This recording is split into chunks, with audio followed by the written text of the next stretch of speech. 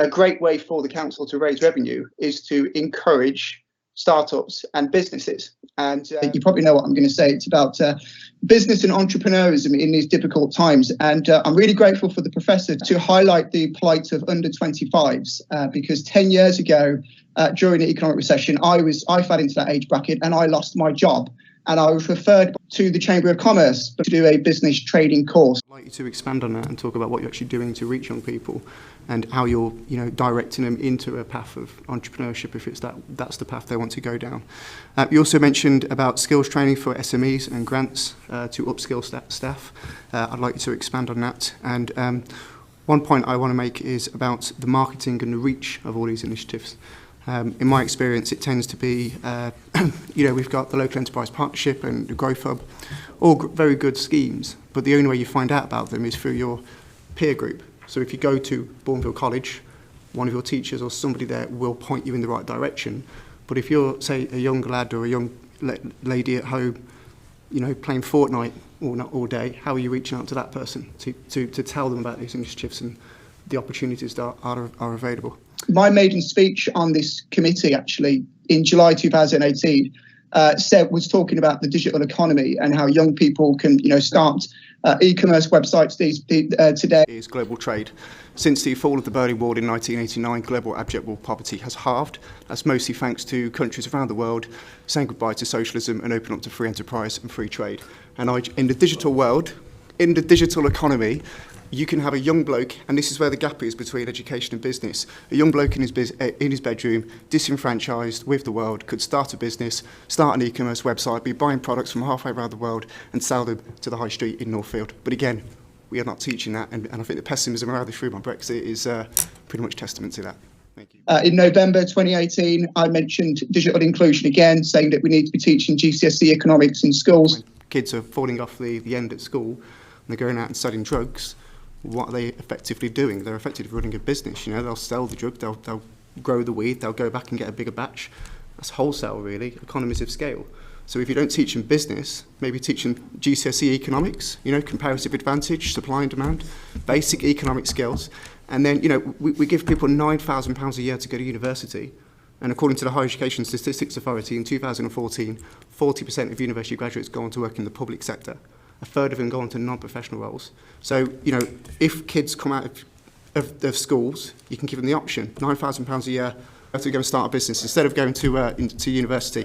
And what we could probably do is we could get people from the business community to teach them, and if they put a business plan together and it's good, they could come to somebody at council and somebody could scrutinise it, just like we're doing here, and if it's good, they will get the money. We've got a high street all over Birmingham. High streets are, empty. They're calling out for people to set up shops, and post-Brexit as well.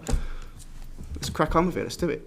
And this time last year, I stood up at City Council and made a completely unprepared speech when I said, but I look at a lot of the kids that are getting wrapped up in gangs and violence, and I think that could have been me. And it was free enterprise and being an entrepreneur that got me out of that. And I ask myself, we can sit here about funding for education, but why are we not teaching anything about business and free enterprise in our schools, especially in the digital economy in the 21st century? It is the future. Now, you don't have to be Notre Dame to predict what I'm going to say next. When we have so many people under the age of 25 who are currently going to be suffering from unemployment and destitution, what are we doing now in the digital economy moving forward to making sure that young people understand about business economics and giving them the support they need to go out there and set up any enterprises that they want to do? Thank you. I remember in November 2018 when I got £20 out and made a bet. But the reason I got £20 out was because Adam Smith was on the back of it. And I remember joking at the time saying, rather than teaching kids how to Shakespeare, we should get them to read The Wealth of Nations. Yesterday, during council, I said that politicians should put their money where their mouth is. And I've got a £20 note here with Adam Smith, which I think we should be getting kids in school to read The Wealth of Nations rather than Shakespeare. I'm going to put £20 on the table and put a bet that on the macroeconomic figure, Brexit is not going to have a significant impact on this country and we'll be much better off moving forward. £20 there. If you want to match me on the bet, go for it. All right. Thank you, Chair.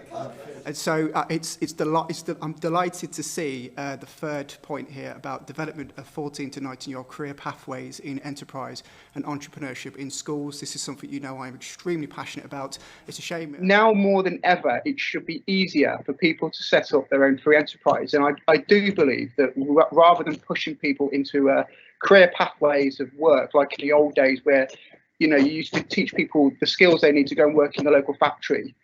We should really be encouraging people to stand on their own 2 feet. There's an old saying, isn't there? If you give somebody a fish, you will feed them for a day. If you give them a fishing rod, you will feed them for life.